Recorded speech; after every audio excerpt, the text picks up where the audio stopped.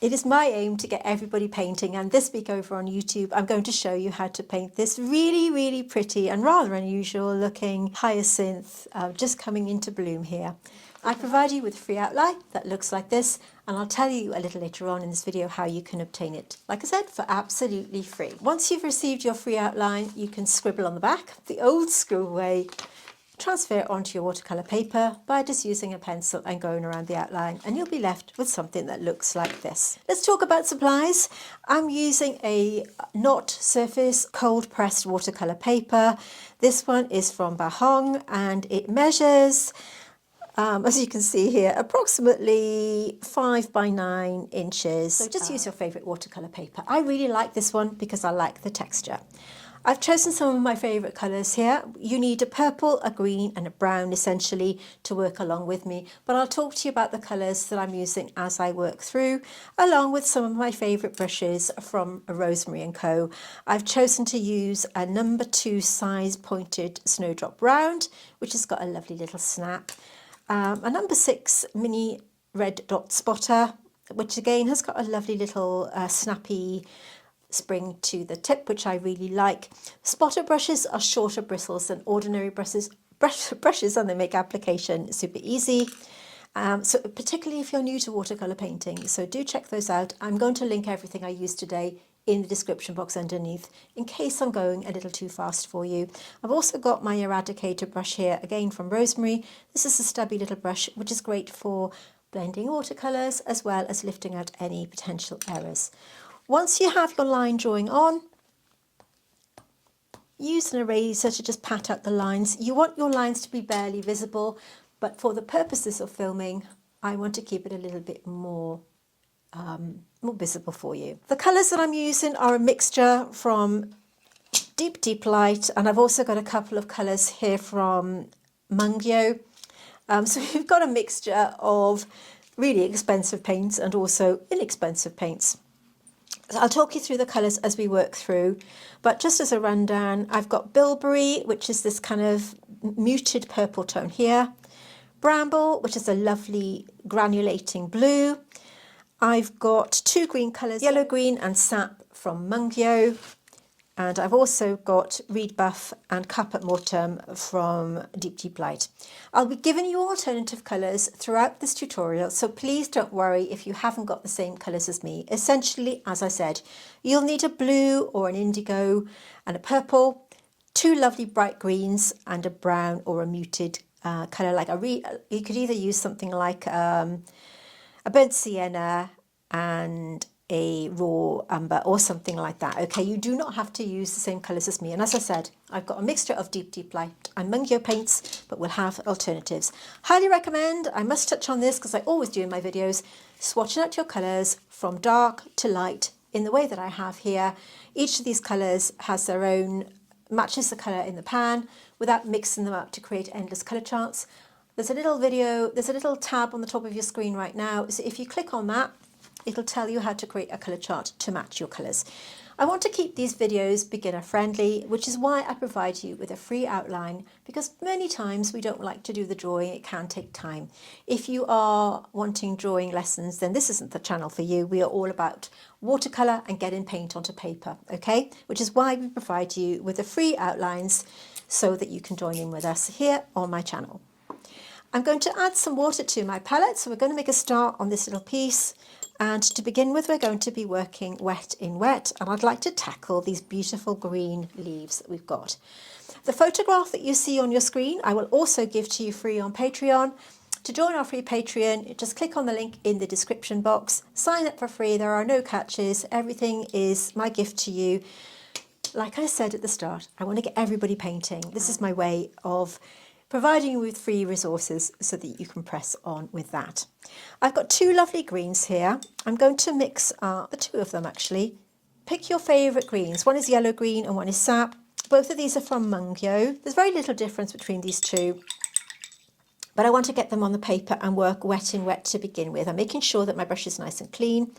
Wet in wet means that you're applying the water to the watercolour paper, and then you're dropping in that pigment where you want it to go. And it's also great if you're nervous of using watercolour, because it means that if you make a mistake, no one's going to see, because it'll just be plain water. So I'm applying plain water with my spotter brush onto this leaf here. Okay, plenty of water. Don't be frightened to add a lot of water. It'll help with the disbursement of the paint, and it just means that you don't have to keep going over it. I've done some squiggles on the bottom here, and I'm going to kind of just work around, or maybe I'll just go over them. So we're going to do each of these, do all in one go. There is a little bit of discoloration in the water because I've just mixed my paint, but that doesn't matter. Everywhere we've got that lovely green tone, we're going to apply this water. And like I said, if you go wrong, it doesn't matter, because it's water and you'll just let it dry before you add your pigment. Now the key with wet and wet is knowing when to drop your pigment in. If you go in too quickly after you've applied your water, you'll find that it just floats on the surface, and you don't want that. If you leave it too late, the water will seep into the paper and you'll be back to square one. You'll need to restart the process, which isn't the end of the world. You want to get the timing right, and you'll know when the paper stops to glisten. I can see that this is a little bit shiny, so I'm going to wait a moment or two, and then I'm going to just give this a little bit of a mix. Either one of the greens will do, and just drop it in. This is our first layer, and watercolour is all about layering your paints, working from light through to dark. Because the water is on the paper, that creates a little barrier, and it means that it's easier to spread around, as you can see me doing here. We've got some lovely bright greens. I didn't use the greens from Deep Light because they're more muted, and I wanted something to be really vibrant to match the muted colours that we have with that beautiful hyacinth bulb. The paints that I've chosen from Deep Light are Bilbury, which is this beautiful colour here, and Bramble. These are the sort of blue tones that I'm going to be using. They are handmade paints, and they are one of my favourite brands. If you would like to treat yourself, and they are on the spendy side, I'm not going to, I'm going to be honest, because they're handmade, they're not going to be at the same price point as the Mungo paints. But if you did want to treat yourself, I have got a discount, Deep Ray, which I'll put in the description box. And that discount you can use on all of the paints, not just these that I'm using today. So do check them out if you want to try something really unique and really, really different. Many of you have already bought them and are not disappointed. I'm going to take that sap green, and while this paint is still wet, I'm just going to drop in a little bit of that sap on the outside edge here. Notice how it's spreading into that other paint, and we're just going to do it here and there with these other colours, just to give it a bit of variation, like so. Now I have gone outside the pencil line here, and I'll tackle that once it's dry, and it's not the end of the world. And the thing is, don't be frightened to get your paint onto paper. I know if you're new to watercolour painting that it can be a little bit daunting to get your painting started, and that's the thing. You've just got to get paint onto paper, right? Don't be scared of it.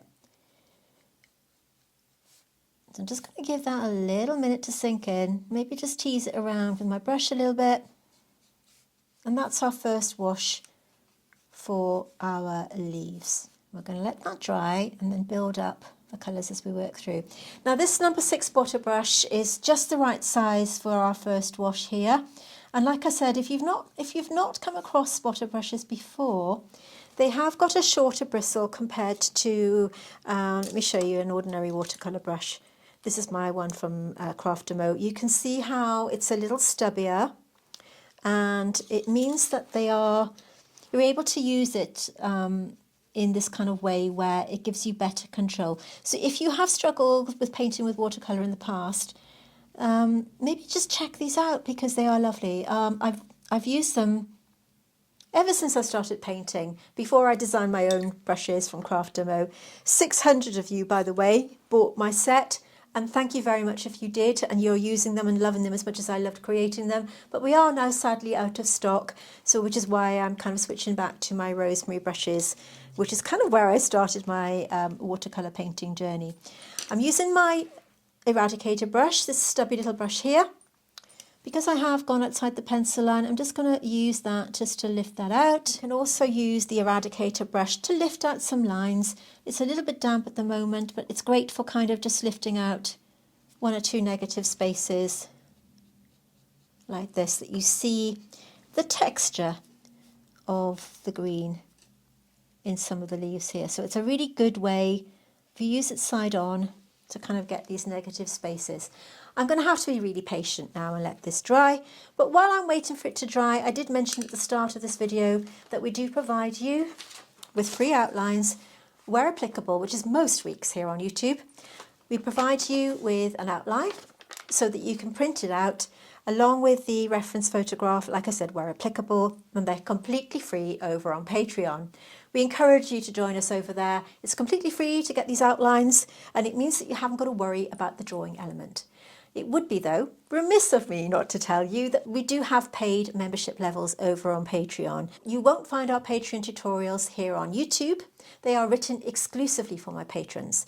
All the YouTube videos that you see here are video tutorials in their entirety. You do not have to go over to Patreon to get them. They're my gift to you. But in case you want to really level up your watercolour painting and find tutorials that are exclusive and longer and maybe a little bit more detail, along with our special rose tier, let's just take a little look to see what you get. If you enjoy my watercolour tutorials here on YouTube, then you're going to love what's waiting for you over on my Patreon.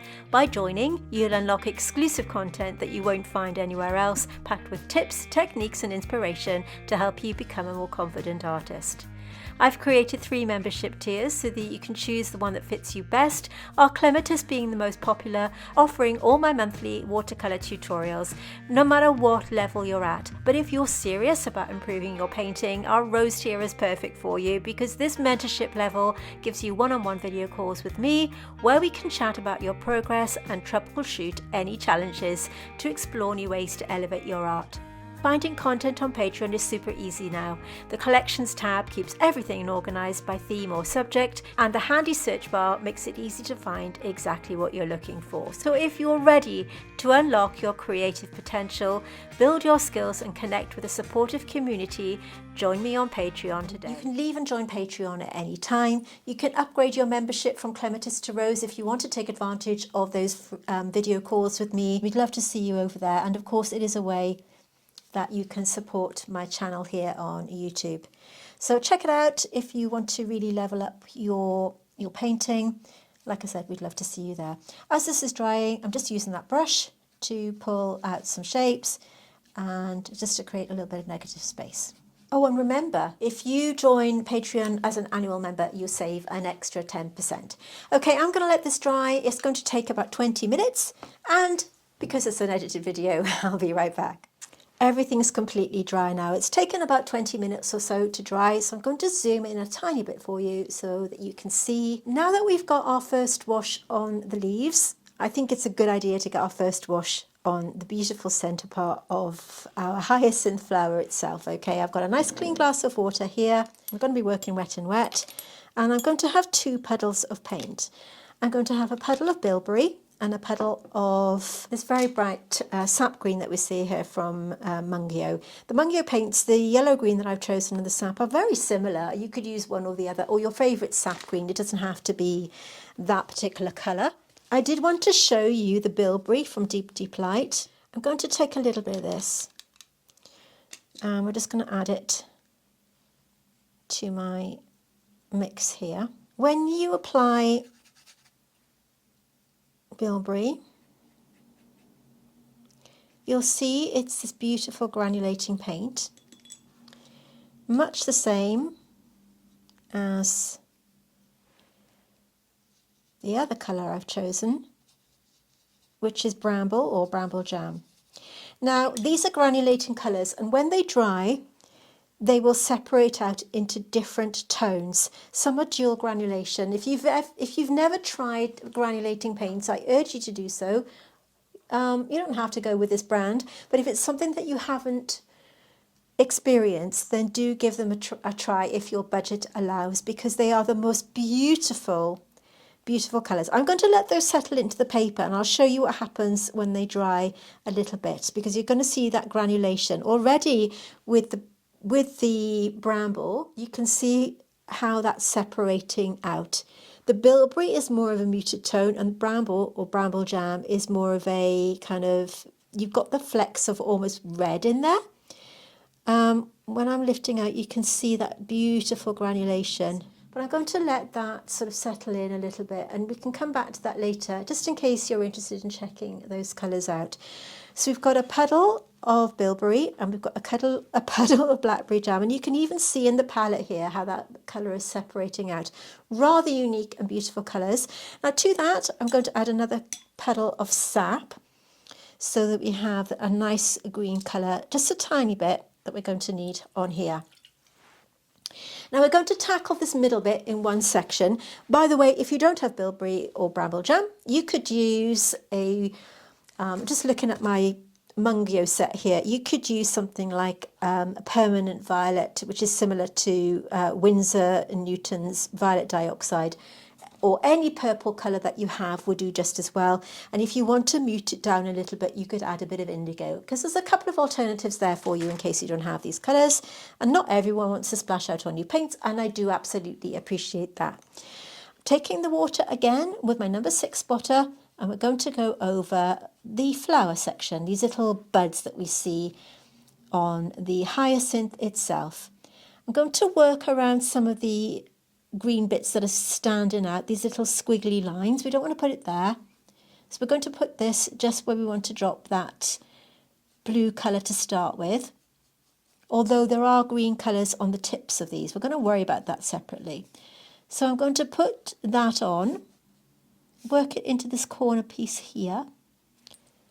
Then I'm going to switch to my number 2 brush. This is my number 2 Snowdrop Pointed Round. When they're new, they are white, hence the name. The bristle is white, but obviously in this instance, that's not the case. So I'm going to give bilberry a little bit of a mix, and I'm going to drop this in, again where I've dropped that water. So this is our first, these are all our first layers, remember, with watercolour. We build up our layers one by one. So you can join in with this even if you're new to painting, because you don't have to worry about that drawing element.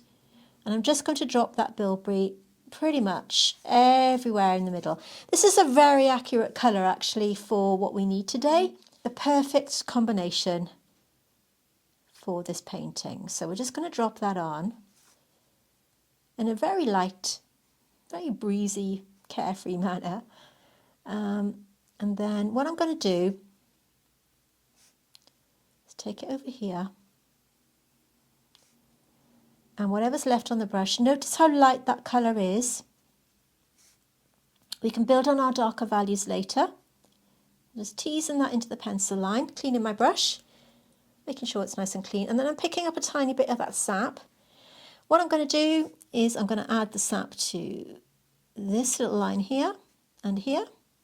And then whatever's left on the brush, we're just going to pat it on the tip of these elements, like this. Just going to drop it in. And this is going to give us a really good basis on which to build later on. Go to the bramble, give it a little bit of a mix, and then I'm going to drop it in on the base here. So we've now got a little bit of contrast going on, like so. A little bit of bramble, dropping it in just where I see some darker values, and then we have to let this dry. But we're not going to waste time. While we're waiting for it to dry, I'm going to mix up the sap and the yellow green. To the yellow green, I'm just going to take a little bit of that, so I've got a muted down version of it, and start to where I've lifted out that line with the eradicator. I'm going to go around that line straight onto the paper with my number 2 Snowdrop Pointed Round, and then I'm going to take it in the middle, and we're just going to whack this on, not all the way around, just going to leave a little gap on the edge here and work around that negative space, to create a nice strong colour. Going back to my number 6 brush, and then with that damp brush we're just going to move it around a little bit, keeping this negative space here. And then with that mixture we're just going to drop it in to the outside edge for another bit of contrast. Picking up the bilberry with the green, and I'm going to put this on here. So you see how that's darkened that colour up, but we're not taking it all the way, just a little bit of contrast. And using that damp brush to merge the colours together. You may want to consider joining our Facebook group if you haven't already. We're called The Wonders of Watercolour, and I will link it in the description box. And what you can do, take advantage of it. Use it to post up your finished paintings, get some feedback from me and my team. Again, I'm just going to go over with the yellow-green, just to build up that colour a little bit. Don't be frightened of building up colours and experimenting. Remember the photograph that you see on your screen here will be given to you free on Patreon. You haven't got to join the paid membership level. There's no catch. It's just my gift to you. I give them to you so that you can join in with me. You get to learn how to paint. I hopefully get some new subscribers, and everyone wins. I'm mixing the green in with the bilberry because I want to just drop in a darker value on the base here. Just a little bit. Again, we're just kind of, experimenting at the moment, dropping in the colours, dropping in the different values, and we're going to tidy it up a little bit later on. With watercolour, you do need to be a little bit patient and, just give it time to dry and all that stuff. So just get the colours on, whacking it on, picking up the bilberry and just dropping it in here and there. You can use that bilberry or any blue, any sort of indigo colour or purple to mute down any of your green. If you find it's a little bit too bright for you, take advantage of the purples that you have in your set to just do that. Again, we're going to have to let that dry, and while we're waiting, what I'm going to do is clean this out, and I'm going to take a little bit of Caput Mortem, or you could use sepia or maybe an Indian red or something like that. It doesn't have to be colour accurate. I've picked this colour because I just wanted a browny tone, and I'm using Reed Buff. You could use something like a Naples yellow, buff titanium, something like that would work just as well. And again, I'm just going to take my number 2 brush, and I'm just going to go around these squiggles really lightly. There's a bit of green on the brush, but it doesn't matter. In fact, it adds to it. I'm just going to get the water, and we're just going to have this kind of wiggly shape here. Not too fussy. Picking up either of these 2 browns and dropping them in. Just really gently. This is our beginnings of our shape that we see, the little sort of moss that we see on the bottom of the photograph there. Okay, drop that in. Go to the buff colour, and we're just going to drop it in here and there to start the process off. You could put a little bit of green in as well, because it is there. Either of the greens, it doesn't matter, to make it look like this kind of mossy look that we see. Okay, so any brown that you've got, I'm always going to give you alternative colours, because you don't have to go out and buy what I'm using. It's all about utilising your own paints and using what you have to make them work for you as an artist. Right, so we're just going to wiggle that brush. Notice how I'm using the tip of the brush here to create some wiggly lines. And then once again, we have to be really patient and let it dry.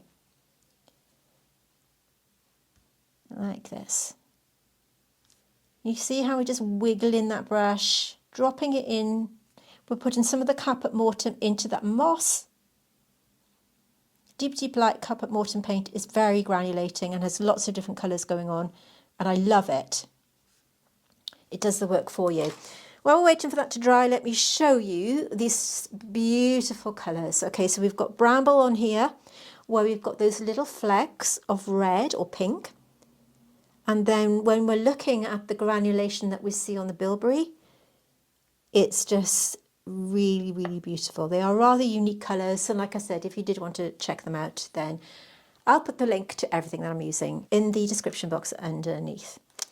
Right, so I'm just going to take my eradicator brush and just lift out a little bit of that, and we're going to blend that up. Now I do have to be patient again and let this dry completely, because I can't do anything until it's dry. If I put on too many colours now, it's going to get messy, but I want to take the opportunity yet again to use a damp brush, just push it into the corners to make sure that everything is sitting in the right place. I've gone outside the pencil line there, so I'm using a damp eradicator brush to just wiggle that brush and lift out that mistake, and then pressing with some paper like that. Gonna let that dry. I'll be right back. Okay, once again everything's dry, and I cleaned on my palette, and we have 3 separate little puddles. We have sap green, which is a very, very vibrant green. I ought to mention actually that the sap green from Mungo is a very, very bright green. You could use any green that you like, okay? And then we've got the 2 petals as before. We've got Bilbury, and of course we've got that beautiful Bramble jam from Deep Deep Light. Right, so we're going to look at these now. So I'm going to zoom in a little bit for you. So now that the paint is dry, we can start to add a little bit more detail. We don't want them to be super detailed, but we do want to have a little bit of detail. Working on each of these one by one. I'm starting off with Bilbury, using my number 2 Snowdrop Round, and where we've got this first kind of indent, we need to now accentuate this curve. So we're going to go around this negative shape, and this is going to give this its outline, okay? We're not going to be super duper duper photorealistic or anything with this. We just want to give the impression of each of these little segments having colour. With that in place, I'm going to just grab a tiny bit of Bramble just to darken it up and bring that line down, and I'm also going to extend it into this colour here. Okay, cleaning my brush, picking up that Bilbury. This time of course we're working wet on dry. This gives us better control for smaller areas. And because we've worked wet on wet at the start, we now have a better idea of where we're going with the colour, and we can just pop that on. So we're starting off with Bilbury, and then we're picking up that gorgeous Bramble. So it just makes it a little bit easier with each of these segments. I'm not sure what they're called. Please forgive me. If you know, let me know in the comments. And then with this brush, I'm just going to draw a little line there, like we've got an imaginary line coming down, like a segment coming round, like that, cleaning my brush, picking up that green colour and just dropping it in here and merging them together with that damp brush. Okay, starting again, Bramble at the base. I'm going to put the Bramble on to start with. I'm not taking it all the way up.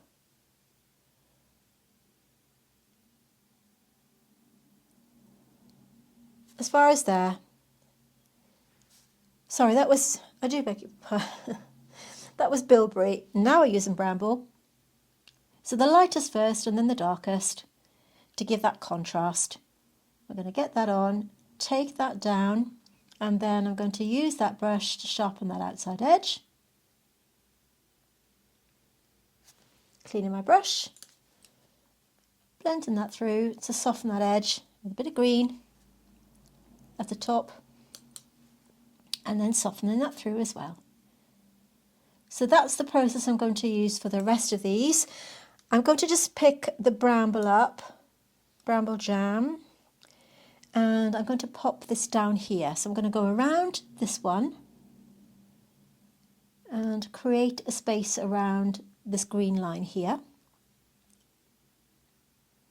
because it is quite dark on the bottom.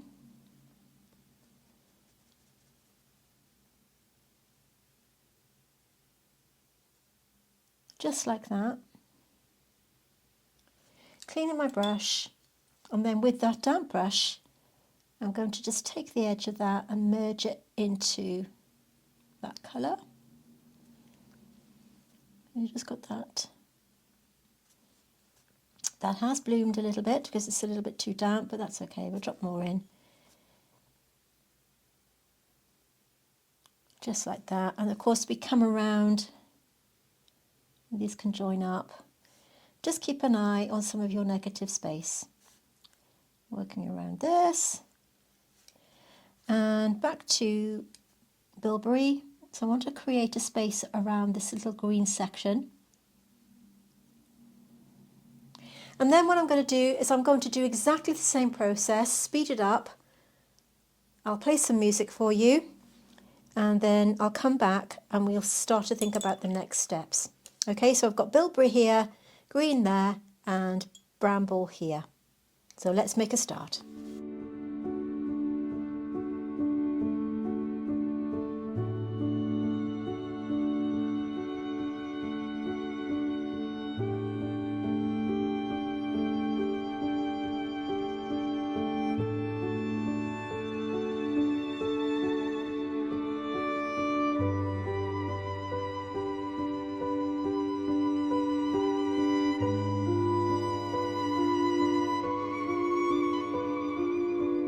Okay, so that's the Bilbury in place.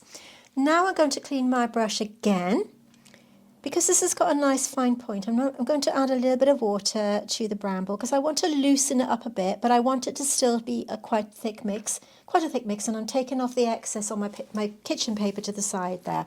And then what we're going to do with this brush, loaded with that paint, is we're going to go over some of the darker colours. So for example, where we've got a value coming down here with these little lines, we're going to take this colour and start to create our darker shapes. We've got a little line here, like a little crease, and I'm going to take that line up like so. Mix it up again. So anywhere that you feel you want to really darken up, take this brush and create these little things. Actually, I think it's a little bit too thick, so I'm going to use my number 3.0 spotter. These spotters come in lots of different shapes and sizes. This brush here is rather old, so it's a little bit more stubby than I normally am used to, but it still does the job. If you've got my number 4 brush from Craftamo, that would be the perfect brush for doing this. But instead, we're going to work around one or two of these negative shapes to create a little bit of a pattern, pulling up that line.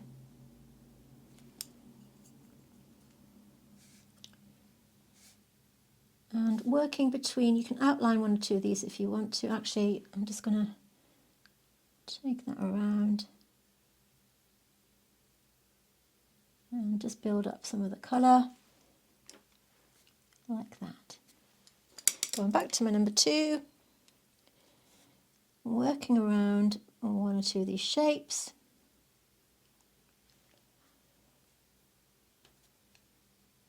This one, for example, we've got a line coming up. So you can see now by adding these darker colours, we're really giving it that lovely contrast. And by painting in between these, we're giving that negative shape a boost. And we can see these lovely colours coming together. If you want to add a little bit of green to accentuate here and there. There are more green areas on some than others. This one here, for example, a lot of green on that. And then always blend your colours together with a little bit of water just to merge like that. On the leaves themselves, I'm going to take a little bit of this yellow-green again and mix it with that Bramble, so we've got a little bit more of a muted, sort of muddy looking green. Then what we're going to do, I'm going to turn it around slightly so that you can get everything that I'm doing, is with this brush, take off the excess, make sure that it's quite a dry mix. What you're going to do is start to follow up that line so that you have some kind of texture within that leaf. You haven't got to be super, super careful, but what we're doing is we're giving the illusion of it not being a flat leaf. Just here and there. We can do this with all of them.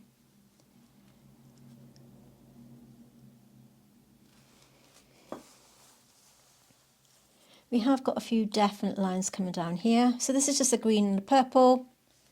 And again, at the base here, maybe take off the excess and start to pull up these lines. This is such a lovely little painting to do. Maybe when you're, you don't really feel in the mood for a large project, but this is a nice one to kind of get you maybe in the mood for painting. Just adding a bit more green. Any green that you've used, doesn't matter which one. What you want to do is take off the excess and then start to pull in a few lines. I'm putting a bit of a darker colour here. Just like that. And around this one. You want to give these a little bit of separation. Going down, around the bottom.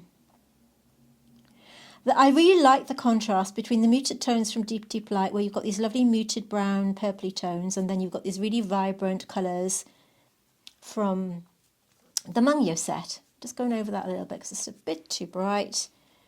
Just giving that separation. Okay. Then back to the colour mix. And again, we're going to just take off the excess and then just start to pull up 1 or 2 lines here and there. We've got a lot of lines going on this one, so start to pull them up, just like this. And then again on this one has got a little bit of purple in it, so I'm just going to pop that on. Cleaning my brush, blending those colours out. Just like so. And you can keep on going, keep adding your colours, however bright you want to be. Get those greens in, mute them down with a bit of purple or a bit of blue, and drop that in. This one here, again, we want a little bit of differentiation, so we're just going to pop that on the base, draw that line up, start putting in some veins if you want to. I'd like to add a tiny bit more of that Caput Mortem. We can mix them all together now. I mean, it doesn't really matter. You can just, by mixing the Caput Mortem with that green, you're getting a lovely colour. So what I want to do is pick up a little bit of that with my brush, and where we've got these loose kind of style at the bottom, we can add a tiny bit of definition just by going over 1 or 2 of them. I want them to look really squiggly and organic, so I'm not going to go crazy. I'm just going to add 1 or 2 lines within the lines just to give some separation between the colours that we've applied, to give the illusion of that being really lovely and mossy. And if you want to, you can take the brush and take a little bit of that colour into the leaf. Just like that, you can take it over, leave some negative space, which is always looking really nice. Again, going over. This is Caput Mortem with the green. Again, go over 1 or 2 shapes. You're just adding some squiggly lines, nothing too fancy, really easy to do, and very impressive. To look at it, you'd think, oh, that looks really, really cool. And just make it your own.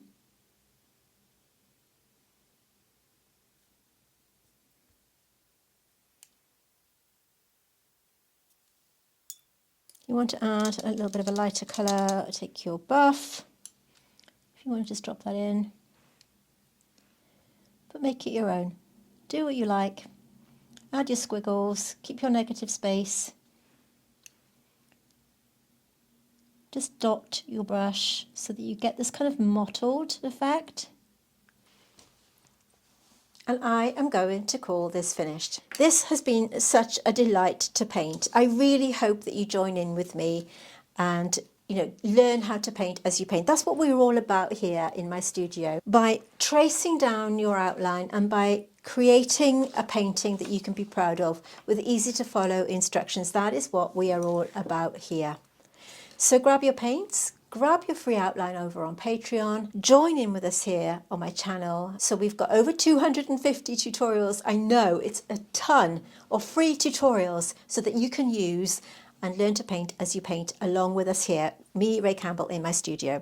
Thank you so much for watching. Could I ask you, if you have enjoyed this video, to give it a thumbs up underneath? It really does help me grow on my channel, which is what I really want to do. I want to reach more people, and without your support I can't do it. So if you've enjoyed it, give it a thumbs up. My name's Ray Campbell.